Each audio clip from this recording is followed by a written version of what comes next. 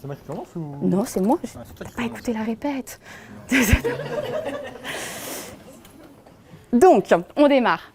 Bienvenue à tous et on va partager ensemble ce qu'on a fait depuis un mois avec le programme Handicare. Et avant de démarrer, je voulais vous dire que j'étais super fière. Parce qu'il y a plus d'un mois, quand on en parlait avec Lisiane, donc Lisiane, notre DRH, pour ceux qui ne sont pas au courant, Lisiane qui est une source d'information sur ce qu'est le handicap avec un grand H, et j'ai envie de dire une source d'inspiration aussi, parce qu'elle sait le partager, l'expliquer, le rendre accessible. Et donc ça fait donc plus d'un mois, ça fait plusieurs mois qu'on prépare du coup ce programme-là, et qui a démarré pratiquement alors pas le 23 octobre, mais le 20 octobre, parce qu'à la première fois qu'on vous en a parlé, c'était à la journée manager. Vous vous rappelez, Lisiane avait commencé à vous parler, vous sensibiliser sur le handicare, qu'est-ce qu'était le Duo Days, et c'était là qu'on avait démarré. Donc depuis un mois, on a démarré ce programme tous ensemble et on est, sans spoiler, très contents des résultats. Donc ce programme Handicare, il a démarré donc depuis un mois, et pour vous sensibiliser sur le sujet, parce que certains d'entre vous, vous êtes très à l'aise avec le sujet du handicap, parce que vous le connaissez, parce que vous avez quelqu'un de proche, ou parce que vous-même, vous êtes porteur ou porteuse d'un handicap, et des fois pas du tout. Et un sujet qu'on ne maîtrise pas, souvent ça peut faire un peu flipper, on n'ose pas trop en parler, de peur d'être un peu sur un terrain glissant. Donc on a pris le parti de sensibiliser un peu tout le monde sur qu'est-ce qu'était le handicap avec un grand H. Donc on a démarré avec des petits quiz réguliers toutes les semaines depuis un mois. Donc au début vous avez boudé en disant encore des trucs de tests de connaissances. Et on a continué au fur et à mesure et on a vu le taux de participation qui a vraiment augmenté. On ne peut pas dire qu'on est le meilleur des taux de participation de tous les événements qu'on a fait depuis le début de l'année, parce que le meilleur, c'était Back to School, il faut le dire. Mais on est vraiment dans le top 3 des participations et vraiment, merci pour ça. En plus, vous avez vraiment eu des super scores, donc au fur et à mesure des évaluations, alors peut-être parce que vous vous êtes documenté pour pouvoir gagner, mais on a vraiment avancé là-dessus, on avait vraiment eu ce taux d'engagement qui a avancé de plus en plus. Les mauvaises langues diront c'est parce qu'il y avait des choses à gagner, il y avait des chocolats, etc. Non, pas que, parce que je vais du coup représenter les gagnants, même si vous l'avez suivi par email. Mais du coup, tous les gagnants, vous avez tous fait un don à une association et vous n'êtes pas allés prendre votre boîte de chocolat. Et ça, par contre, bravo. La première que je voudrais saluer, la première qui a ouvert du coup les hostilités, c'est Jamila. Je ne te vois pas dans la salle, Jamila, parce qu'on n'est pas mercredi, c'est normal. Donc du coup, Jamila qui a gagné la première semaine et donc du coup qui a fait une donation à l'association UP, je crois que je le prononce bien. On a continué du coup, ou même le terrain, vraiment nos commerciaux sur le terrain se sont aussi impliqués dans ce questionnaire-là. Et donc du coup, on a Agnès, qui ne m'étonne pas qu'elle ait fait une donation avec un lien avec les animaux, donc Handi Chien. C'est une association qui éduque les chiens d'assistance, notamment pour les personnes malvoyantes. Troisième semaine, Vive Boulogne, on a Lucie. Du coup, et Lucie, je crois que tu es dans la salle. Et donc, du coup, tu peux peut-être présenter en 2 phrases vite fait l'association. Donc, c'est l'association d'amis qui ont un petit garçon qui s'appelle Victor Donatan, qui ont un petit garçon qui a atteint d'une maladie qui est très rare. Ils ont mis du temps à découvrir ce qu'il avait et il a des soucis moteurs et probablement aussi au niveau mental. Et donc, du coup, ils ne savent pas trop comment ça va évoluer, mais le but est de le stimuler au maximum. Donc, l'association permet aussi qu'ils soient stimulés au maximum. Ils font des séjours à l'étranger pour avoir être dans des grands centres de rééducation pour essayer de le stimuler au maximum. Donc voilà, c'est pour ça que, comme je les connais bien, je vais participer aussi. Tu as bien raison. Bravo. Et le dernier représentant de Domalin, du coup Nicolas, qui a gagné le dernier coup, c'était le plus dur en plus, du coup qui soutient les cormorans. Et donc du coup, si je me rappelle bien, c'est une association de hockey qui ont une équipe de para-athlètes du coup. Donc vraiment, associations diverses et variées, on montre vraiment que le handicap avec un grand H, c'est vraiment très varié et en fait très présent dans notre vie de tous les jours. On continue, en fait, le clou du spectacle aujourd'hui, c'est le Duo Days 2023, mais pas que aussi. Donc le Duo Days, on était très fiers de participer pour la première fois. Vous vous êtes mobilisés dans les différents services, vous avez du coup publié 11 offres sur le site des Duo Days. Pour rappel, du coup, c'est de créer des duos, personne porteuse d'un handicap qui vient faire un vie ma vie dans un service, dans une entreprise, pour tester, pour voir aujourd'hui comment ça se passe, comment ça fonctionne, est-ce que je pourrais me projeter ou pas. C'est pas facile toujours de trouver des gens qui sont prêts à accorder un peu du temps et voir si ça match. Donc on en avait 3 qui avaient réussi à accrocher, finalement on n'a plus qu'un, donc c'est Clément qui est là avec nous et merci beaucoup Clément d'être là. Dans le service où je suis un peu jalouse du coup, service international avec Rachel et Myriam. Et donc du coup vous vivez cette première journée ensemble et on espère vraiment pouvoir faire quelque chose de chouette l'année prochaine et pouvoir partager cette expérience dans d'autres services. Et the clou of the spectacle aujourd'hui, c'est qu'on du coup on peut mettre en place notre première étape qu'on fait avec le programme qu'on soutient depuis le mois de mars, donc du coup le programme sport et handicap qu'on a avec le SNITEM. Plusieurs entreprises de la santé du coup se sont impliquées dans ce programme-là pour pouvoir soutenir des athlètes. Mais en fait, je suis en train d'en parler, mais les personnes qui en parlent le mieux, ça va être Nathalie et Alexis. Donc est-ce que vous pouvez partager quelques mots sur ce programme ? Donc le programme sport et handicap by SNITEM, c'est un programme qui a été mis en place en mars dernier et qui a rassemblé une vingtaine d'entreprises adhérentes du SNITEM. L'objectif, c'est de mettre en avant l'implication de la filière dans la prise en charge du handicap, que ce soit par ce type de financement de para-athlètes, ou alors proposer, je sais plus ce que je voulais dire là.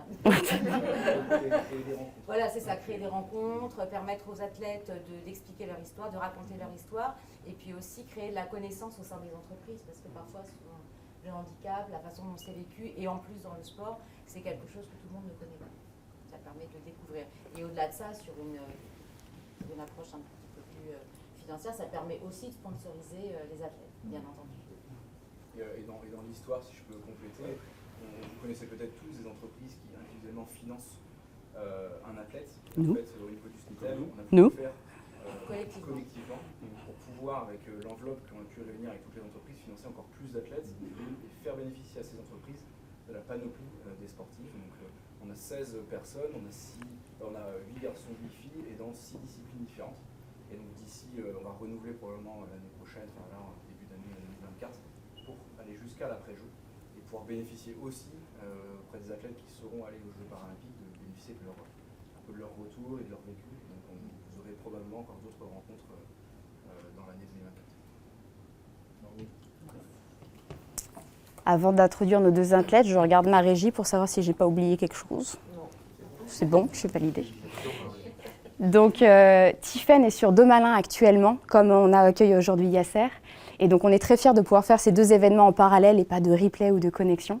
Et donc je te laisse le dance floor du coup pour pouvoir échanger sur ton expérience, sur ta vie, sur tes projets, sur tes targets 2024 ou pas.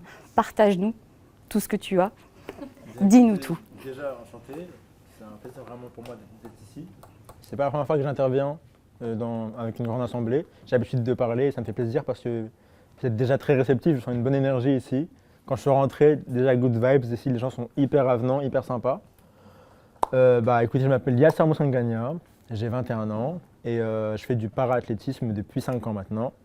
De base, je suis de Tours, je suis un Tourangeau. Donc je suis venu à Bordeaux, m'installer à Bordeaux, ça fait 2 ans et demi que je suis sur Bordeaux. Et du coup, je m'entraîne au Krebs de Talence. En parlant de mes disciplines, je ne sais pas si on voit, mais en fait, je fais 100, 400 et 800 mètres. Ça m'arrive des fois, mais mes vraies disciplines au jeu que je fais, c'est 100, 400 et relais 4x100. Donc voilà pour mes disciplines. Après, je suis plus un sprinter pur, donc le 800, ça me fait un peu mal au cœur, même si j'ai un très bon cardio. Que dire d'autre ? Mon handicap, j'avais carrément oublié.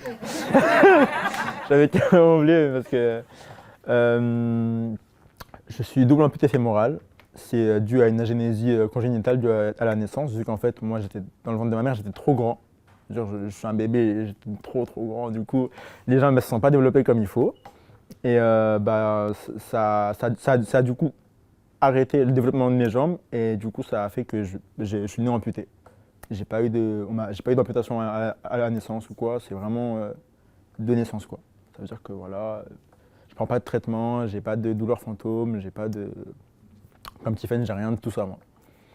Et je l'oublie un peu le handicap, hein, parce que c'est vrai que moi quand je suis avec mes potes, c'est pas quelque chose qu'on me rappelle ou qu'on me fait tout le temps penser. Genre quand on court derrière un bus, quand on est en retard pour aller en cours et tout, c'est moi le premier qu'on me dit « Ah tiens vas-y, attrape-le !» Ah non, tu peux pas, tu vois. Et des fois on oublie, carrément on oublie, parce que je suis moi-même le premier à oublier. Et en fait, quand je vois tout ce qui se passe autour de moi, parce que j'ai fait de la rééducation pour apprendre à marcher, vu que je suis pas tout le temps en fauteuil, je suis en prothèse aussi. J'ai 2 prothèses fémorales, c'est des CEG, qui m'aident à marcher avec des béquilles. Et en rééducation, j'ai vu des choses, j'ai vu d'autres personnes atteintes de handicap. Et encore plus que moi, du coup, je me suis dit, Bah, heureusement que moi, déjà, je puisse être libre de mes mouvements, que je puisse être indépendant et puis que je puisse faire ce qui me plaît, être libre de mon corps, quoi. Et bah, suite à ça, j'ai réfléchi aussi un peu le sport, parce qu'en fait, le sport, vous me voyez maintenant, mais il est venu un peu vraiment plus tard. J'ai commencé le sport quand j'avais 14-15 ans, à Tours du coup, suite à une journée en fait, que j'avais vue à la télé, une journée qui invitait les sportifs à faire du sport. Et au début, j'ai vu le basket fauteuil, ça m'a plu tout ça. Je me suis inscrit dans un club, j'aimais bien, mais l'équipe était nulle, donc j'aimais pas trop perdre. Je me suis dit, c'est trop énervant, t'arrives là-bas, t'es motivé, tu vois, l'équipe elle fait que perdre. Ça y est, moi je vais gagner, tu vois. Et du coup, bah, je suis encore reparti à la journée, c'était le 17 mai déjà, c'est le jour de mon anniversaire déjà d'ailleurs. Et bah, j'ai vu en fait le saut en hauteur pour le para-athlétisme. Déjà, j'ai vu que le mouvement était hyper beau. Moi, je suis une personne, je suis très attaché en fait, à la beauté. Genre, j'aime bien les détails des choses, tu vois. J'aime bien, quand c'est les choses simples de la vie, j'aime beaucoup. Ça veut dire, j'ai vu le geste, la beauté du geste, ça m'a plu. Et je me suis renseigné. Et au départ, j'ai commencé le para-athlétisme avec des lames de course. Je ne sais pas si vous connaissez. Les lames de course un peu en carbone, voilà, c'est un peu, ouais, c'est ça, un peu comme le ski, hein, c'est ça. Voilà, c'est ça. Et en fait, j'aimais pas trop au niveau sensation. C'était plus vraiment. En fait, non, j'étais lent. J'étais lent de ouf, j'étais nul de ouf. Laissez tomber, je raconte que des mythos. J'étais nul de ouf. Et du coup, mon coach, qui était à l'époque Guenel Lannes Petit, il m'a mis dans un fauteuil. Il m'a dit, bah écoute, essaye de faire 1-2 tours, essaye de voir comment ça marche, tout ça. Je rentre dans le fauteuil, pas dans celui-là, hein, je vous rassure. Un vrai feeling. Je me sens vraiment bien avec mon corps et tout. Je sens que je peux faire quelque chose.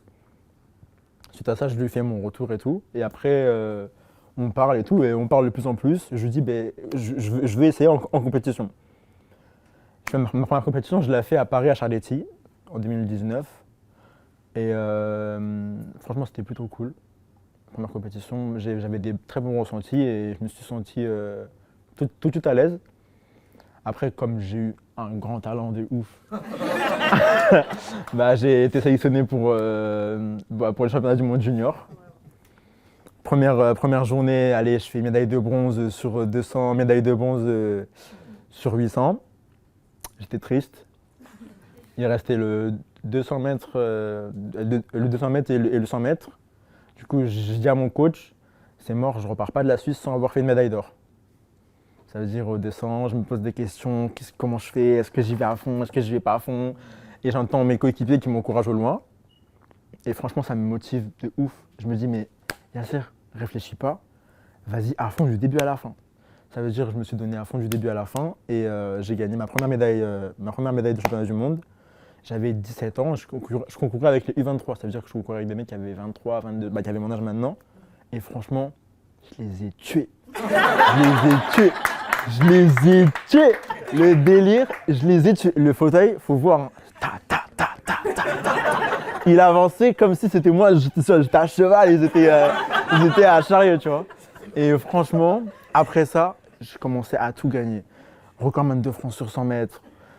J'ai fait 5 fois champion de France sur 100, 200, 400, 800. J'ai 3 fois champion d'Europe sur 100, 200, 400, 800.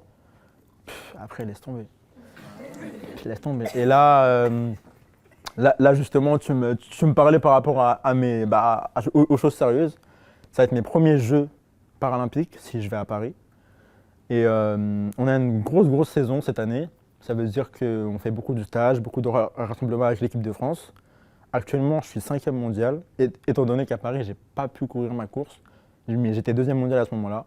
Maintenant, le plus important, c'est pas le résultat de la saison, c'est le résultat devant la famille à Paris. Je me focalise vraiment sur la préparation. Que dire, on fait beaucoup de stages, ça veut dire que l'athlé, comme c'est un sport individuel et que c'était par la Fédé, on voyage beaucoup. Je suis parti en Finlande, en Italie, en Espagne, je suis parti aux Canaries. Là, cette année, en janvier, on repart aux Canaries. Ensuite, après, en février, on va à Dubaï pour 2 semaines. 2 semaines à Dubaï, alors qu'ici, vous êtes dans le froid. Après, je vais avril-mai, je vais au Japon, à Kobe, la première fois que je vais aller là-bas. Donc c'est trop bien. Je vais grave profiter. Je vais amener des kimonos pour ceux qui sont trop gentils ici. Et non, franchement, c'est hyper enrichissant. J'ai rencontré beaucoup de belles personnes. Je suis allé à Polytechnique, je suis allé au Canada pour parler de mon histoire. Je suis allé parce que je parle aussi anglais, donc ça va. Et bah oui, parce que non, parce que en préambule de ça, en parallèle de ça, pardon, je fais aussi des études en LEA, licence LEA, donc je fais anglais, arabe, espagnol, même si je suis nul en espagnol. Mais voilà, je suis en deuxième année de licence, donc ça se passe plutôt bien. Et voilà, pour en revenir à la saison, on prépare la saison pour que j'ai mon pic de forme à Dubaï, pour qu'à Dubaï je puisse sortir un temps dans les minima. Pour que je puisse redevenir 3e mondial, pour que je puisse me replacer dans le ranking, puisqu'en fait, à la fin du mois de mai, on va savoir qui est sélectionné pour aller aux Jeux paralympiques à Paris. C'est ça. Et en termes de sélection de catégories, parce qu'on ne court pas tous dans la même catégorie, on a des catégories de handicap. Par exemple, moi je suis en 54, ça veut dire qu'en fait j'ai tout, ma mobilité du haut du corps. Ça veut dire que j'ai mes abdos, je peux bouger mon bassin, tout ça. Et ceux qui sont en 52, 51, et ben, ils n'ont pas l'abdos, ils sont soit tétraplégiques ou soit ils n'ont pas une mobilité du bassin et du coup ils ne peuvent pas se gainer au niveau de leurs abdos. Qu'est-ce que j'ai pas dit? Franchement, j'aime trop parler de l'athlétisme. J'aime trop parler de l'athlétisme parce que c'est un truc qui me passionne et franchement, je me suis vraiment découvert une voie. J'aurais bien aimé le découvrir un peu avant. Mais après, ça c'est dommage parce que dans les écoles, on n'a pas trop de sensibilisation par rapport au handicap et tout. C'est un truc qu'on devrait plus mettre en avant. J'aurais bien aimé, moi, dans mon école, qu'il y ait un athlète, un para-athlète qui vienne pour qu'il me raconte une histoire, pour qu'il me raconte un peu comment ça se passe, comment c'est le handicap, comment c'est le para-athlétisme. Pas forcément le para-athlétisme, parce qu'avant j'ai fait de la natation aussi, hein, parce que bon, vous connaissez, les parents, apprendre à nager, c'est important. Donc voilà. Et non, franchement, j'aurais bien kiffé à savoir que je puisse faire du sport avant, parce que j'ai vraiment commencé tard. Alors que quand tu vas dans des stages avec des pays dans des grands meetings, tu vois que les Américains ils ont commencé, ils avaient 8 ans, les Suisses ils avaient 5 ans, ils commencent dès le début, tu vois. Et la culture du sport, on ne l'a pas trop en France, c'est dommage, parce qu'on a de beaux athlètes en France, on est passionné. Le Français, il aime courir, il aime faire du vélo, donc c'est vraiment à nous d'éveiller la curiosité et à nous de dire aux jeunes que bah, voilà, t'es porteur de handicap, certes, mais tu peux faire ça. Je savais pas qu'on pouvait faire du hockey, moi. Tu fais du hockey, qu'est-ce que tu fais? C'est un truc de ouf, en fait. Même du ski, je sais pas, on peut tout faire. Et il y a plein de sports qu'on peut faire en paraathlétisme. En fait, le parasport, c'est du sport, comme tout le monde, mais adapté, avec certaines règles adaptées. C'est tout. Voilà, si vous avez des questions. Moi, je suis grave... Et moi, je réponds à tout. Ça veut dire, commencez pas à dire... Qu'est-ce que je veux lui poser ça comme question? Non, franchement, soyez pas gênés. Moi, je réponds vraiment à toutes les questions. Dites-moi juste votre prénom quand vous me posez la question. Et puis, si vous n'avez pas de questions maintenant, on va manger tranquille. Et puis, vous me chopez tranquille au coin et puis on pourra en parler tranquillement. J'avais une question. Dites-moi, patron. C'est quoi le moment de plaisir dans la course? Dans le sport, il y a toujours un moment où on plane. C'est quoi dans la course, le moment où vous planez? Moi, le moment où je suis grave en transe, tu vois. Ouais. En fait, moi, il y a des moments à l'entraînement, je m'entraîne tellement que je me rends plus conscience que je m'entraîne. Genre, c'est mon corps qui s'entraîne tout seul. Ouais. Et en compétition, ce que j'aime bien ressentir, c'est le public, la communion avec le public, sentir qu'on est encouragé, qu'on est supporté, tout ça. Parce qu'au-delà de la performance, on reste des humains et on aime bien être motivé, et même savoir que autour de nous on partage de la joie et on partage du plaisir, quoi. Ouais. Voilà, c'est ça. D'autres questions? Pas de questions? J'ai une question. Dites-moi. Je m'appelle Ragram. Enchanté. Je voudrais savoir si l'encadrement, les coachs viennent aussi de l'handisport. Est-ce qu'ils ont ce vécu pour le transmettre ou pas? Eh bien, mon coach, moi, il est du milieu du handisport, Joël Janot, qui a été multiple médaillé paralympique. Mais en fait, les coachs, ils peuvent faire un diplôme spécifique. D'accord. Ça parle mieux que moi, hein. Mais il y a forcément un diplôme pour apprendre, parce on peut apprendre à n'importe quel âge et Mais pratiquer n'importe quel par niveau. libre, donc, pour entraîner Oui, des sportifs. tu peux être invalide et entraîner un sportif en vie. Ok. Il n'y a vraiment pas de souci. D'accord. Merci. Dites-moi, attendez, dites-moi. Donc moi c'est Sabrina. Déjà merci pour cette belle présentation. Parce Merci. qu'effectivement, tu disais qu'en rentrant il y avait une bonne vibe, mais je pense que tu la dégages aussi énormément. C'était très agréable de t'entendre. Alors j'avais une petite question parce que je vois effectivement tu as ce goût du sport, d'aller plus loin, toujours motivé. Tu parlais effectivement que ce sujet était traité beaucoup plus jeune à l'étranger et tout. T'as pas pensé à un moment donné effectivement parce que tu étais encore plus motivé, tu voulais aller plus loin, peut-être tenter et essayer d'aller t'entraîner justement à l'étranger, pas par rapport à des compétitions, parce que je pense que si tu voyages c'est pour des compétitions, mais d'aller peut-être voir d'autres techniques. Une autre approche, ouais. Je vois ce que tu veux dire, une autre approche de l'entraînement. Je vois ce que tu veux dire. On a en question en valide, on a beaucoup de champions. Je fais référence à Léon Marchand, je ne sais pas si vous connaissez. Normalement, vous connaissez. Le nageur, il est trop chaud, 50 champions du monde. Ouais. Du coup, lui, il s'entraîne en Amérique. Et il a une autre approche de l'entraînement. Et c'est vrai que nous, en paraathlétisme, on n'a pas développé cette approche-là. Mais ce serait intéressant, peut-être pourquoi pas pour les Jeux de 2028. Oui, peut-être que j'irai peut-être un mois ou deux en Amérique ou même à Londres ou même ailleurs, je sais pas. Parce qu'il y aura toujours ceux qui vont franchir le cap et aller sortir de leur zone de confort parce qu'ils sont motivés et qu'ils vont aller. Et puis ça peut être un échange de bonnes pratiques aussi. Donc, c'est vrai que c'est bien effectivement en voyant de se dire. C'est bien, franchement. Voilà. Est-ce que tu y as déjà pensé? En fait, je pars du principe que quand tu fais du haut niveau, tu es plus que motivé. Déjà, ça veut dire que tu es déjà dans ta recherche de performance. Parce que la motivation, c'est quand tu débutes. Tu es motivé pour faire quelque chose, tu débutes. Mais quand tu es dans le haut niveau, la performance, tu es déterminé. C'est un niveau au-dessus. Ça veut dire que tu vas chercher le petit centième qui va essayer de te faire gagner cette place-là ou te faire chercher le détail qui tue, quoi. Et non, franchement, c'est intéressant de savoir même comment les autres travaillent. Et puis faire même des stages entre sportifs étrangers. Non, j'ai pas réfléchi, mais franchement, ça pourrait être cool. Hein. Après, à voir si la Fédé me laisserait partir un mois, parce qu'après, je pense qu'ils me laissent partir, je vais trop m'attacher au pays et je vais pas revenir. C'est comme un contrat de travail en fait. C'est ça. Tu es obligé de revenir. C'est ça. Merci. De rien. Dites-moi. Oui, donc je m'appelle Myriam. Enchanté. Donc moi j'ai une question qui rejoint un peu celle de Sabrina, c'est lié à l'entraînement. Qu'est-ce qui te plaît dans l'entraînement? Et tu parlais de transmission, est-ce que tu te vois plus tard du coup essayer de transmettre à de jeunes athlètes? Comment tu verrais ces entraînements?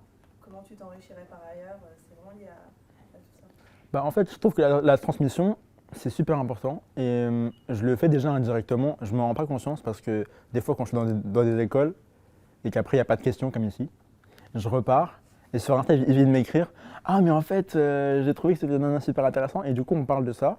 Et en fait, je me rends compte que c'est pour des élèves, des personnes qui sont en situation de handicap et qui viennent après me voir, oui voilà, je t'ai entendu à la radio, je t'ai entendu ici, c'est ça, j'aime bien ce que tu fais, maintenant j'ai envie de faire du sport, tu me conseilles de faire quoi, nanana. Et la transmission, en fait, je pense que même de part avec les réseaux, ça vient naturellement. Et on a cette transmission aussi qui est plus rapide, parce que maintenant tout le monde se connecte avec tout le monde et tout le monde partage avec tout le monde. Mais c'est vrai que je ne me vois pas être coach, parce que je serais trop... Enfin, je sais pas comment je serais. Parce que moi, je suis tellement exigeant avec moi-même que si quelqu'un ne l'est pas avec lui-même, ça me paraît pas normal. Et du coup, je serais trop aigri avec lui. Ouais. Moi, tu sais, je suis fiancé. Ça veut dire, je fais du sport avec ma fiancée, tout ça. Elle commence à me dire, ouais, c'est trop, j'en ai marre, le cardio, le vélo. Je lui crie dessus, je lui dis, mais comment ça, t'en as marre, le vélo Et elle aime pas. Du coup, je me rends compte que je suis pas. Ouais, j'ai une approche un peu moins douce, tu vois. Et les coachs, ils sont très très patients. Moi, mon coach, il est très patient. Pour m'avoir, moi, il faut être très patient. Déjà, il faut savoir que moi, je m'échauffe pendant 10 minutes. La musique, c'est-à-dire que tu m'entends pas. Je m'échauffe, tu peux me parler, je m'entends pas. Ça veut dire, je suis très très spécial comme athlète. Mais je pense que chaque athlète a son individualité. Et puis pour transmettre, c'est vraiment une question de passion. Après, moi, le sport là, je le fais par passion, certes, oui. Mais je le fais aussi parce que derrière, je sais que ça peut m'ouvrir plusieurs opportunités en fait, je suis dans l'instant, mais je pense aussi à après. Parce que je suis quelqu'un de très... Comment on dit quand une personne elle est perspicace? Voilà, genre je suis dans le moment, c'est bien, c'est cool, mais je pense à après parce que je suis lucide en fait. Je me dis, le sport ça va pas durer toute ma vie, faut que j'ai un truc à côté, il faut que les gens se souviennent de moi pour un vrai truc quoi. Justement, j'avais une troisième question du coup. Dis-moi. Mais tu sais, tu parlais de tes études, donc LEA, effectivement avec les langues, l'arabe, l'espagnol. Nous, effectivement, là c'est très biaisé parce que c'est ce qu'on fait, on fait partie d'une équipe, l'équipe de Rachel qui est là-bas. Donc l'équipe internationale, et nous effectivement les langues c'est un peu notre richesse. C'est cool. Présenté aussi à Clément qui est aujourd'hui répondant du ODEC. Et c'est quelque chose que tu te vas exploiter si tu es dedans, j'imagine que oui. Mais est-ce que tu as déjà une idée du métier que tu aimerais faire en dehors du sport? Franchement non. Moi tant que je peux parler avec les gens, moi ça me plaît. Et après j'ai pas d'idée de métier précis parce que je me fermerais trop de portes. Et je pense que je suis vraiment ouvert à tout. Tant que j'aime bien ce que je fais, ça va. Donc on t'attend en alternance. Ah, moi je suis là. Oui, bonjour. Du coup, la carrière de sportif en e-sport, tu la vois jusqu'à quel âge à peu près? Bah, on a un athlète nous, qui a une longévité extrême. Il s'appelle Pierre Fairbank. Il a 48 ans, je crois. Et en para-athlétisme, on peut vraiment, et il est encore super chaud. Et non, en para-athlétisme, on peut encore aller plus loin. Parce que c'est un sport, tu peux faire du long. Notre discipline, c'est du 100 mètres au marathon. Donc en fait, c'est vraiment très long. Et puis, comme au niveau de notre corps, le lactique, il vient moins vite parce que c'est par rapport au bras. On est plus sujet aux douleurs d'épaule, donc ça c'est sûr. Mais après, au niveau récupération, on est moins fatigué. Donc après, je sais pas. Moi, franchement, je sais pas, mais moi, il faut que je rafle tout ce que j'ai envie de rafler là. Moi, en vrai, tu sais ce que j'ai envie de faire? J'ai envie d'arriver à une course un jour et je vois la tête des gens, ils sont dégoûtés. Genre, ils sont dégoûtés. Ils disent, purée, c'est pour la 2e place, tu vois. Et dès que je vais ressentir ça chez mon adversaire, je vais me dire, ça y est, c'est bon, je vais arrêter parce qu'après, il va plus faire de sport. Je vais arrêter, je vais lui laisser gagner un peu. Et moi, c'est vraiment ce que j'ai envie de faire. Parce que les gens ils se souviennent de moi, ils disent, ah, lui, franchement, il a fait un truc dans le sport. Il a révolutionné le sport, il a fait un truc de ouf. Et c'est bon, il est parti. Voilà. C'est cool. Oui. Je voulais savoir à quel point tu étais impliqué dans l'analyse de tes données. Est-ce que c'est vraiment complètement délégué au coach ou est-ce que toi aussi tu regardes tes datas? Ouais, voilà, j'en parlais avec moi. Tu me vois comme ça, hyper maniaque. Ça veut dire, il y a des trucs cardiogramme, je pèse ce que je mange. Ouais, un vrai truc. Un maniaque de fou. Et oui, on travaille avec le cardio, on a des séances sur rouleau, sur home trainer. Et j'échange avec le coach, on a un suivi régulier tous les jours. Là encore, j'ai envoyé des vidéos, qu'est-ce que tu penses de la position, nanana. Et j'ai fait un fauteuil récemment, un fauteuil sur mesure pour moi, qui justement a été importé de Miami. Il est super beau, je l'ai fait avec des trucs hyper beaux. Le siège en carbone, le truc en carbone, tout fait sur mesure. Je vais le mettre pour Paris en tout cas, et comme ça ils vont être choqués les athlètes. Et non franchement c'est hyper important. Après quand tu es dans un sport comme ça, avec le progrès chronométrique, tout ce qu'il y a avec, c'est super important de savoir où tu en es par rapport à ta programmation, si tu n'es pas en retard par rapport aux autres, si tout va bien, si tu es en forme ou pas. Et puis au Krebs, on a une vraie équipe, diététicien, prépa mentale, kiné, et puis on est vraiment accompagné, on est vraiment écouté. Et au-delà même du Krebs, notre fédération, il y a un vrai coach de la performance, un vrai directeur de la perf qui est vraiment à l'écoute. Il y a certes besoin de quoi en ce moment, la saison, comment ça se passe, les sponsors, t'en es où, et franchement, c'est super. D'autres questions? Non, attends, d'abord elle, parce qu'elle a attendu. Non, toi, t'es pas timide, mais elle va te laisser après. Dis-toi. Moi, c'est Émilie. Je voulais savoir comment tu te prépares mentalement juste avant la course. Voilà, mentalement. Moi, il y a beaucoup de... Moi, je vais être très long sur cette... Enfin, je vais être très long, bref, en fait. Il y a beaucoup de...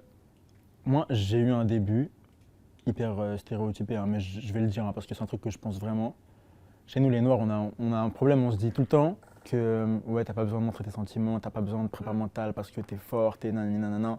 J'avais un problème avec ça au tout début, même avec mes potes et tout. Et je voulais pas y aller même pour moi parce que je me disais j'en ai pas besoin, je fais parce que j'aime bien, je fais parce que nanani nanana, tu vois. Et il y a eu cet échec au Mondiaux à Paris. Et je me suis dit qu'en fait il manquait quelque chose. Il manquait ma préparation mentale. Et j'ai commencé à y aller parce que j'avais vraiment des blocages au niveau de ça justement. Je me suis dit bah en fait c'est pas parce que j'ai ça que j'ai pas besoin d'y aller ou que j'ai pas besoin de faire ce qu'il faut. Ça veut dire que j'y suis allé, on m'a conseillé, on m'a parlé. J'ai certains blocages que j'avais par rapport à mes départs, par rapport à mon stress sur 400 mètres, parce que 400 mètres c'est une course très longue, tu le vois comme ça, mais quand tu es sur la piste elle te paraît infinie. Genre quand tu es dans la tribune, tu vois que c'est tout petit, mais quand tu es sur la piste, ça te paraît long. En plus quand tu fais du 100 mètres, ça te paraît long. Ça veut dire, franchement en prépa mentale, j'ai des techniques par rapport à la visualisation, pardon. Et je visualise beaucoup ce que je fais, en mode déjà quand tu rentres sur la piste, qu'est-ce que tu es venu faire, comment tu t'es préparé, est-ce que tu t'es assez préparé, est-ce que tu as confiance en toi, comment tu te sens, tu as bien dormi, tu as bien mangé, tu t'es bien réveillé. Je suis quelqu'un de très très spirituel aussi, ça veut dire que je fais vraiment attention, je suis vraiment kindness avec les gens, je suis quelqu'un qui fait attention à ce que je dis. Et puis, comment dire, je trouve que l'athlète, c'est un sport aussi à sensation. On n'est pas sprinter qui veut, tu vois. T'es né rapide ou tu n'es pas né rapide en fait. Tu peux pas être né sprinter. Ouais. Et la prépa mentale, c'est essentiel pour un sportif, pour tout sportif, c'est essentiel. C'est essentiel. Dis-moi, chef. Du coup, moi j'avais une question plus par rapport à la discipline en elle-même. Dis-moi. Ah oui, Lucas, du coup, je m'appelle. Lucas, enchanté. Du coup, par rapport aux chronos en athlétisme et en para-athlétisme, est-ce que c'est des chronos un peu similaires ou il y a une vraie différence sur 100 mètres? Ouais. Alors sur 100 mètres, les debout, vous êtes plus rapide parce que justement, tu peux pas emmener un fauteuil, c'est plus rapide. Mais sur 400 mètres, il n'y a pas photo. On bat les champions olympiques. Hein. Ça veut dire les Warlums, tout ça, on les fume, tu vois. Et non, en termes de chrono, sur 400 mètres, moi, dis-toi, je suis 13e mondial sur 400 et je le fais en 46. Le premier mondial, il le fait en 44. 44, hein. Ça veut dire, le mec, il est loin. Et sur 100 mètres, le premier mondial, il est en 13,63. Je suis en 13,77. Donc ça va, tu vois. Ça titille, hein. Je suis là, je me prépare pour lui, tu vois. C'est pour Paris. Et en tout cas, non, ça, en fait, plus c'est long, plus les debout ont moins de chance. Même sur le marathon, il y a moins de chance que... parce que de toute façon, même avec l'inertie du fauteuil, avec tout ce qui va avec, c'est impossible qu'un mec qui est debout sur du long puisse avoir l'avantage. Mais c'est cool que tu poses cette question, c'est super important aussi.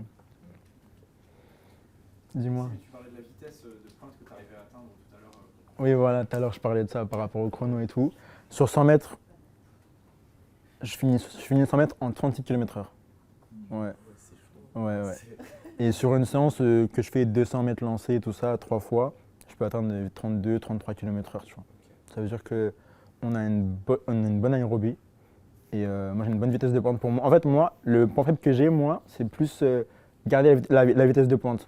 J'arrive avec mon rapport poids-puissance à avoir une bonne vitesse de pointe, vu que je suis plutôt léger et plutôt fort. J'arrive à me projeter vers l'avant plus rapidement que les autres. Mais mon point faible, ce serait vraiment de garder cette vitesse-là et de continuer à garder sur plus long, tu vois.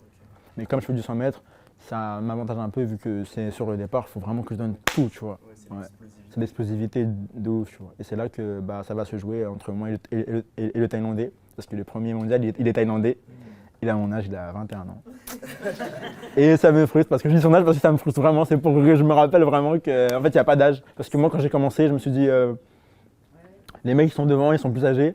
En fait, il est arrivé, il a mon âge. Donc, tout le temps, je me dis, le premier, c'est un Thaïlandais, il a mon âge. Donc c'est fini. C'est la compétition. Moi, j'ai une question, Laurent, c'est pour les athlètes qui courent en fauteuil, du coup, chacun peut choisir son fauteuil ou il y a des règles En fait, le fauteuil, il est adapté à chaque morphologie. Ça veut dire que moi, je ne pourrais pas rentrer dans celui de mon voisin. Mais il y a des règles réglementées par rapport aux tailles de roue, à l'avant, à la sécurité en arrière. Et il y a aussi une taille réglementée pour les sangles. Parce qu'il faut que, obligatoirement, il soit sanglé à l'avant, à l'arrière. Et il faut qu'il ait un casque aussi. Parce qu'avant, on courait sans casque, mais en fait, il y avait trop d'accidents. Ça veut dire que maintenant, on a un casque. Et tout est réglementé par rapport aux tailles de roues, mais en fait, ça ne change pas parce que chaque constructeur, on a Corima et on a Zip qui font les mêmes roues, c'est le même diamètre, donc ça ne change pas en vrai. Donc voilà. D'autres questions? Soyez pas timide, hein. Posez vos questions. Même si c'est pas le sport. Hein. J'avais une question sur le sport. Dites-moi. Est-ce que dans le sport en général ou dans l'e-sport, il y a un athlète qui t'inspire en particulier? Pourquoi en dehors de toi. Moi non, tu sais que j'allais même pas. Tu sais que j'allais même pas dire moi. Pour faire j'allais même pas dire moi, tu sais. Parce que de loin. Non, mais tu sais pourquoi j'allais pas dire moi? Parce que de loin, si moi je me considère comme le meilleur, c'est que j'arrête de travailler. Ah non. Ah non, moi je dirais jamais que je suis le meilleur si j'ai pas. Tant que je travaille, je peux pas dire que je suis le meilleur parce que je travaille, tu vois. Et non, moi mes aspirations, c'est mes parents. C'est mes parents, j'ai pas d'inspiration. Mais mes parents, c'est des guerriers. Ils m'ont emmené. Justement, on va parler d'eux. Je vais leur worship de ouf parce que c'est vraiment deux guerriers. Moi, je suis rwandais, ça veut dire que je suis venu du Rwanda. Voilà. Et mes parents, ils ont découvert qu'ils avaient un fils handicapé. C'était très dur déjà de base pour eux. Donc, j'arrive au Rwanda, j'allais pas à l'école vu que déjà en Afrique, là-bas, le handicap, c'est grave tabou. C'est-à-dire que j'ai fait que l'école coranique. Ensuite, je vais en France et j'apprends à lire, je crois, j'apprends à lire tout ça. Je parle pas vraiment français. Et le fait, je me rappelle très bien, on n'avait pas de voiture, c'est-à-dire que ma mère, elle m'emmenait en fauteuil, à pied, tous les jours à l'école.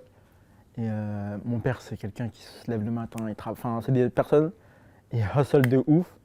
Et pour ce qu'ils m'ont inculqué, pour ce qu'ils sont, c'est des personnes, pour moi, c'est mon inspiration, c'est des personnes qui me poussent à me lever et à me dire, voilà, fais ça pour eux, mais fais ça aussi pour toi, pour que tu leur montres derrière que tu as appris de leur exemple, que tu as appris de comment ils fonctionnent, de comment ils sont. Et un parent, ça peut que être fier de son enfant quand il le voit réussir ou quand il le voit prendre exemple sur lui. Et moi, c'est mes plus grands guerriers, mes parents. C'est mes plus grands exemples, en tout cas.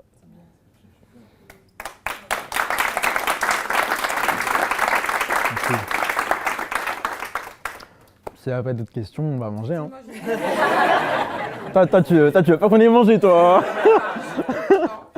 Non, dis-moi. Non, mais dis-moi. Je voulais savoir, au-delà du sport, est-ce que tu as d'autres passions? Parce qu'on a parlé que du sport. Ouais, mais c'est pour ça qu'il faut parler que du sport. Moi, je suis là, j'ai dit, je réponds à tout. Vous parlez que du sport, bah tranquille. Donc, est-ce que tu fais d'autres choses, t'as d'autres passions? Moi, j'aime la lecture, je lis beaucoup. Ouais. France Fanon, tout ça, je lis beaucoup. J'aime la musique, j'aime bien sortir, j'aime bien voyager. J'aime bien la peinture aussi. Mon frère, il est peintre. Après, j'aime bien jouer aux jeux vidéo. Je suis un gros geek. Je joue à la Play, Spider-Man, God of War, FIFA. FIFA, j'ai un bon niveau par contre à FIFA, donc ça va. Et UFC aussi, je joue. Ouais, franchement, je kiffe jouer. Moi, je suis un vrai geek. Et d'ailleurs, ma copine, elle aime pas trop, tu vois. C'est ma deuxième femme un peu la Play, donc c'est un peu difficile. Un peu difficile des fois. Mais franchement, non. Après, j'aime bien les plaisirs de la vie, manger, au restaurant italien. J'aime trop les pâtes, restaurant italien. Ouais. Qu'est-ce que j'aime d'autre? J'aime bien ma famille, tout ça. J'aime bien parler aussi. Franchement, j'aime vraiment parler parce que ça m'apprend aussi à connaître les gens à travers ce que j'ai dit, à travers vos réactions, à travers comment vous vous comportez. Bah, je vois si vous êtes à l'aise ou plus ou moins et je vois si vous êtes réceptif ou pas, tu vois. Et donc là, on est comment? Il y a une partie qui est bien, il y a une autre partie qui ose pas trop, mais franchement, après, je vous juge pas, il n'y a pas de souci après. Mais il y a quand même une partie qui... Voilà. Non, mais c'est cool. En tout cas, je suis vraiment très heureux d'être là. Il n'y a pas d'autres questions? D'autres questions? Non, mais dites, il n'y a pas de dernière question. Il y a des questions, osez des questions. Quand tu disais que tu étais arrivé en France en étant plus jeune. Comment tu t'es senti par rapport aux autres camarades de classe? Ça, c'est super important. Ouais. Voilà, l'intégration. Ouais, hyper important. Parce que moi, comme je l'ai dit, je suis grave gentil et tout. Je voyais que les gens, déjà le handicap, ça leur faisait un peu peur. Et moi, je voulais pas aller vers eux par peur de leur faire peur. Du coup, j'étais seul, tu vois. J'étais seul jusqu'à, allez, on va dire, je sais pas, attends, jusqu'au CM2. CM2, j'avais pas trop de potes et tout, j'étais tout seul. Mais après, comme c'est parti tout ça, je me suis fait des potes, on jouait au foot, tout ça, parce que moi je jouais au foot avec mes béquilles, j'étais trop chaud. Je mettais des coups francs et tout, j'étais trop chaud. Mais vraiment, avant c'était dur parce que j'avais peur d'aller vers les gens, de leur faire peur. Parce que je me suis dit, quand je vais leur approcher, ils vont avoir peur de moi. Et moi j'ai pas envie qu'ils ont peur, tu vois. Vraiment, l'approche, elle était hyper subtile, tu vois. Donc c'est super intéressant ce que tu dis parce que c'est vrai que le handicap, quand t'es petit, tu vois pas du même œil. Et c'est vrai, moi j'avais peur de faire peur quand je m'approchais des gens, en fait. Et du coup, j'étais vraiment tout seul jusqu'en CM2 parce que je voulais pas trop déranger tout ça. Dis-moi. Alors moi j'avais une question. Est-ce que tu as un rituel ou un objet fétiche, quelque chose avant une compétition que tu fais? Je prie. Il n'y a pas de rite. Non, je prie. Je me lève le matin, je prie. Moi je suis de confession musulmane. Okay. C'est hyper important. De base, c'est comme ça que je me décris de base, déjà de base. Je me décris Yasser musulman. C'est ma première identité parce que c'est quelque chose que j'affirme et que je revendique à chaque fois que je vais dans quelque part parce que ça m'aide à avancer. Et je pense que tout le monde devrait avoir quelque chose en lequel il croit, pas forcément Dieu, mais quelque chose dans lequel il s'accroche et ça aide à avancer, ça aide à être une meilleure personne aussi, au-delà de la religion. Et ouais, moi c'est vraiment la prière, c'est apaisant et après t'es bien avec tout le monde, t'es bien avec ton corps, t'es bien avec ton Dieu et tu fais des belles choses. D'autres questions? Dites-moi. Bonjour. Est-ce que tu pourrais dire aujourd'hui que le handicap c'est une chance pour toi? Je dirais pas une chance en... Enfin, ouais, tu poses une colle là. C'est-à-dire qu'aujourd'hui on entend la tchatch, tout ce que tu crées, tout ce que tu véhicules. Quelqu'un parlait de vibes. Si tu étais du clan des deux bouts, est-ce qu'aujourd'hui tu serais le même? Eh bien, je trouve que ça c'est vraiment la nature humaine en fait, de prendre que le produit fini. Parce que avant que tu me voyais comme ça, je passais par des phases dures, tu vois, je passais par des phases compliquées, où j'étais dur avec moi-même, je me disais des trucs durs. Et ça, je t'en veux pas, hein, c'est la nature humaine, elle est comme ça. On aime que le produit fini, on n'aime pas quand c'est quelqu'un qui est en train de s'affirmer, de se construire et tout. Et non, je pense pas que c'était une opportunité, parce que ça m'a permis de me redécouvrir et de me recentrer sur ce qui était le plus important, moi, mon entourage, mon sport, mon épanouissement personnel. Et je pense que je pense que c'est vraiment une opportunité. Après moi, demain, si tu me tas des jambes, je prends les jambes, je fais du mannequinat. Je suis trop beau. Attends. Mais ça va pas me changer, je serai toujours la même personne. Je serai peut-être plus aigri, mais je serai quand même moi. Je serai quand même moi-même. Ouais, je pourrais, mais il n'y en a pas encore. Faut que j'attende Dior qui me recrute là. Ils ont une nana en plus déjà. T'as vu? C'est parce qu'elle est blanche, elles n'ont pas encore vu le Renoir. Ah oui, c'est ça, ils ont trop de visibilité, vous avez trop de visibilité vous. Nous, on doit passer par des... Tu vois, c'est ça, nous on doit passer par des chemins. Non mais c'est cool, non mais attends, on n'est jamais à l'abri, oui. Comment tu as acquis cette confiance pour parler en public est-ce que tu es extraverti de nature ou c'est le sport qui t'a donné confiance en toi? Je suis noir. Le raccourci de ouf. Non, en fait, je pense vraiment que c'est déjà le sport, parce que quand tu fais de l'athlétisme, je l'ai dit, n'est pas sprinter qui veut. L'athlétisme, c'est vraiment un état d'esprit.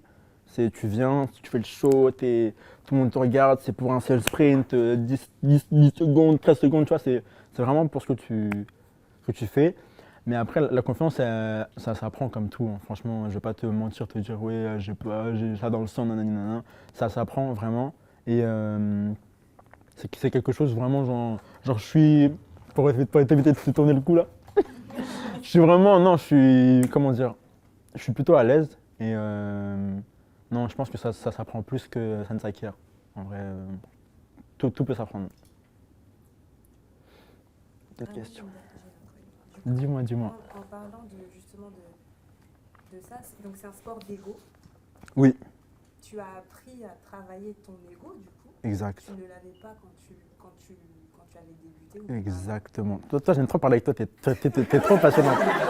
Exactement. C'est exactement ça. Tu l'as travaillé. Exactement ça. En fait, j'ai travaillé parce que on fait du sport. Le sport, c'est quoi? C'est qui est le meilleur, qui est le plus rapide. c'est vraiment un sport d'ego. Ça veut dire, au tout début, j'étais le mec qui s'approchait pas des gens parce que j'avais peur de leur réaction. Ensuite de ça, je me suis réinventé, je me suis recentré sur moi-même. Et je pense que quand tu veux faire quelque chose, quand tu veux impressionner les gens, il faut t'impressionner toi-même d'abord. Et je pense que tu dois passer par cette phase de transformation. Tu es comme une chenille, tu deviens papillon, tu vois. Ça veut dire que tu es obligé de passer par là. Parce que sinon, ils ne vont pas te prendre au sérieux les autres. On va se dire, vas-y, en chambre d'appel, lui, il va craquer, tu vois. En mode, on va lui dire 1, 2, 3 trucs, il va craquer, c'est mort. Mentalement, il faut que tu sois solide. Là, tu me vois comme ça, mais en termes de sport et tout, je suis un tueur. Je suis un tueur, je les tue, les autres, je les tue. J'arrive sur la piste, je dis, mais non, mais lui, je vais le tuer. Je vais le tuer. Si je le tue pas, je le tue. Tu vois ce que je veux dire? Tu vois? Et non, ça s'apprend. Ça s'apprend, mais ça s'apprend. Ça me fait venir une question, désolée de la poser, mais il faut que je la pose. Dis-moi. Quand tu perds, Mhm. combien de temps tu mets? Je perds pas trop. Je perds pas trop. Je perds pas trop. Franchement, tu sais quoi? Franchement, ma seule défaite que j'ai évoquée, c'est celle de Paris. Mais sinon, j'ai jamais vraiment perdu un truc de ouf. Ça c'est combien de temps? Paris, ça a duré aller 2 jours quand même. Hein. 2 jours parce que les coachs. 2 jours. Ouais, mais parce que c'était quelque chose que j'attendais, tout le monde m'attendait. Il y avait l'équipe qui était là, c'était retransmis à la télé. Ça veut dire, je me suis dit, il y avait même mon père qui était venu, tout ça. Je me suis dit, non, devant lui, je peux pas couvrir et tout. J'ai pas pu faire le truc. Et non, après, même si ça m'arriverait de perdre, je reste un humain, même si je suis pas totalement un humain. Il est comment le déclic de se dire, bon, ça y est, c'est fini, comment tu transformes Ouais, je dors. Je dors. Non mais attends, c'est un truc de ouf que. Non mais c'est propre ce que je vais te dire. Attends, je dors, je me réveille, je suis encore en vie, je passe à autre chose. Ça c'est. Demain c'est un autre jour. Demain en fait demain c'est un autre jour, mais c'est le début d'une nouvelle aventure. C'est-à-dire que tu perds aujourd'hui, tu te réveilles, tu dors, tu te réveilles, tu gagnes encore demain. Ça ce que je veux dire c'est. Un jour c'est passé, c'est fini. Qu'est-ce que tu veux y faire? T'as perdu. Maintenant tu t'es réveillé, t'es encore en vie. T'as ta fiancée, elle est là, elle te fait un sourire de ouf. T'as une omelette, t'as tout. T'as une omelette, t'as le pain, t'as tout. Non, franchement, c'est un truc de ouf. Franchement, il faut juste remercier. C'est les choses simples de la vie, tu vois. Moi, c'est ce que j'ai dit. Hein. Les choses simples de la vie. T'es là, tu te réveilles. Et puis, ça continue. Chaque sportif est voué à perdre. Après, si on perd pas, c'est que soit t'es trop chaud, soit le niveau, il est pas assez fort. Quoi. Ça fait progresser aussi la défaite. Exactement. Ça te remet plus en vie, ça te remet plus en selle, quoi. Ouais. Notre question par là, vous êtes trop timide ici.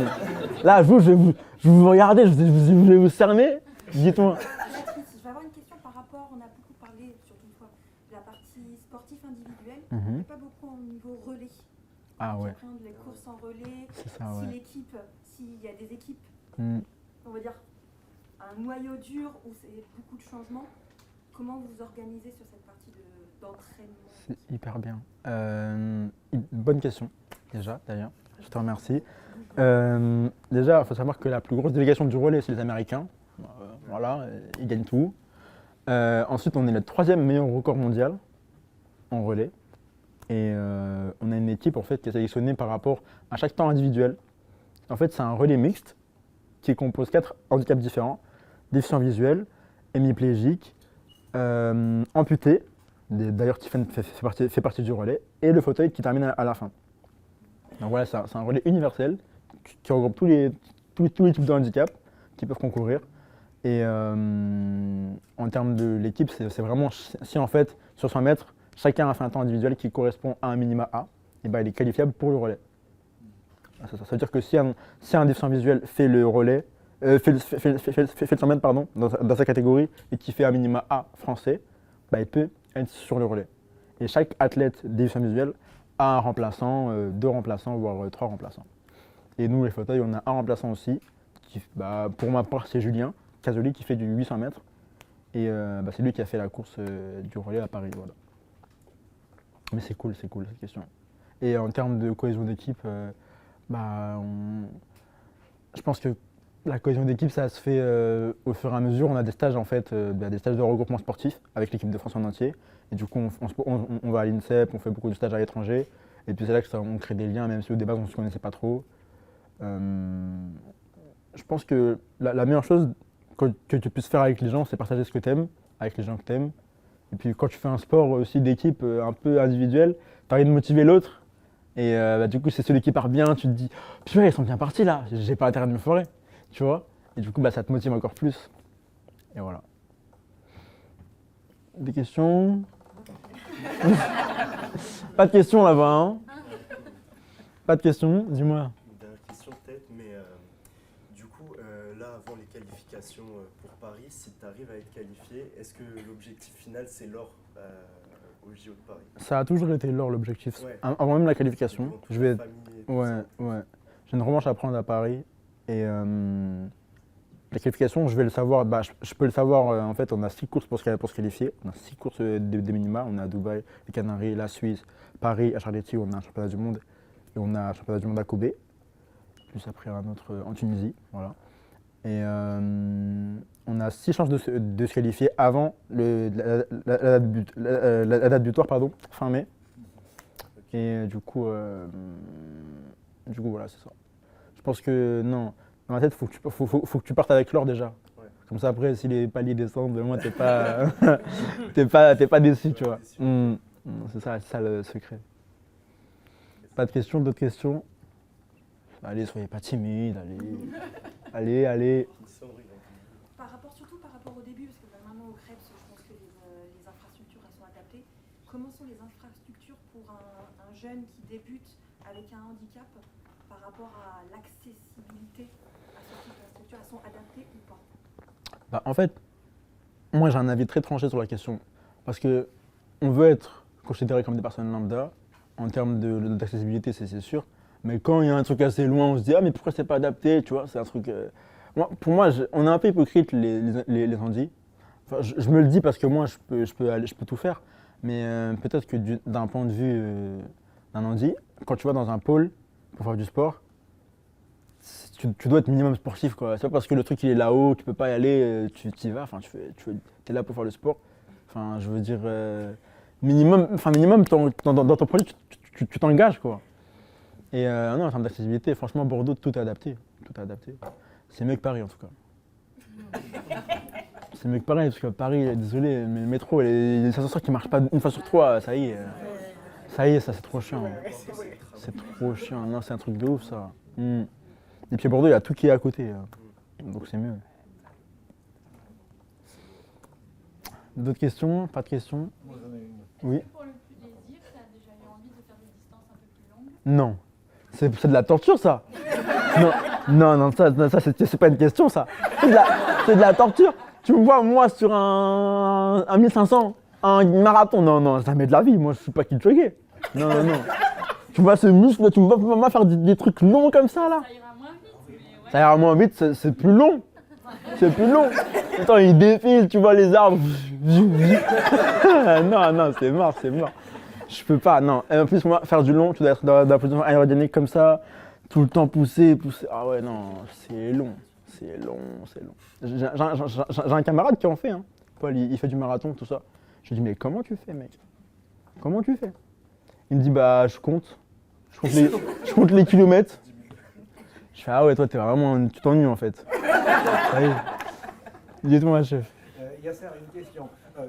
Comme ça, tu as l'air mais super à l'aise dans ta peau, super intégré. Je voudrais savoir par rapport à ton expérience de vie et la société dans laquelle on est entre valide et handi, quels sont les freins, à ton avis, sur lesquels qu'on devrait gommer, sur lesquels on devrait faire attention pour améliorer le vivre ensemble? En fait, c'est plus une question de point de vue et de vision. Je m'explique. Quand tu es dans une entreprise comme ça, tu vois que la personne, elle est plus, voilà, comme le monsieur juste à côté, plus réservée, plus, tu vois, dans sa zone de confort, tu vois. Tu vas essayer une approche plus subtile. Mais quand tu vois que c'est une personne, tu vois déjà qui a confiance en lui, après tu vas me dire comment tu vois ça? C'est une personne qui parle avec les gens, qui ose déjà poser des questions. Ça se voit qu'elle a confiance, tu vois. C'est pas une personne qui reste dans son coin. Tu as une question, ça te plaît pas? Oh, je sais pas. Tu vois, ça c'est un truc. Moi, je pourrais jamais. Moi, tu vois, je donne toujours mon avis. Si ça me plaît pas, ça me plaît pas. Mais une personne qui n'a pas d'avis ou qui n'a pas forcément envie de les donner, c'est aussi une personne qui est réservée. Sans jugement, tu vois. Mais je pense qu'en termes de communication, entre nous, tu peux juste franchement parler, oser déjà. Et si tu vois que la personne, elle est pareille, ah bah ok, tranquille, mais allez, tu t'es trompé, tu passes à autre chose.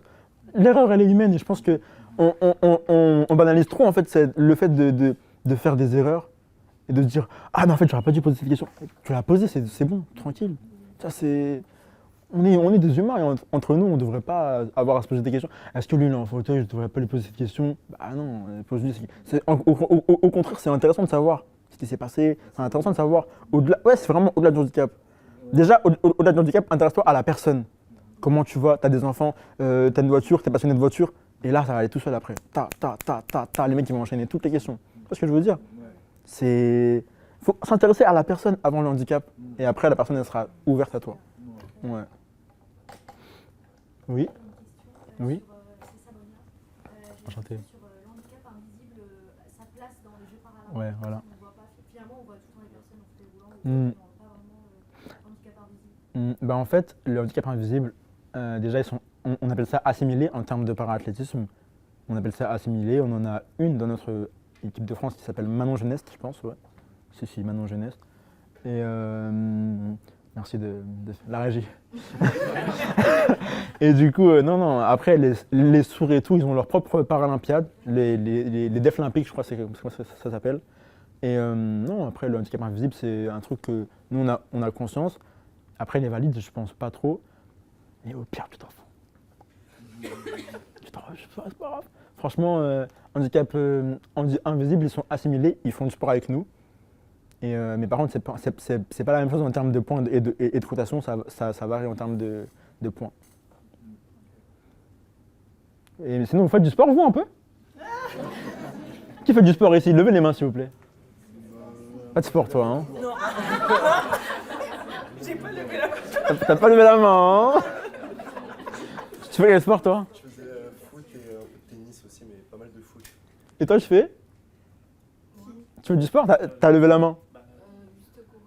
Tu dis moi, mais tu fais du sport, hein, Ok. Et tu cours tranquille comme ça, ou c'est vraiment...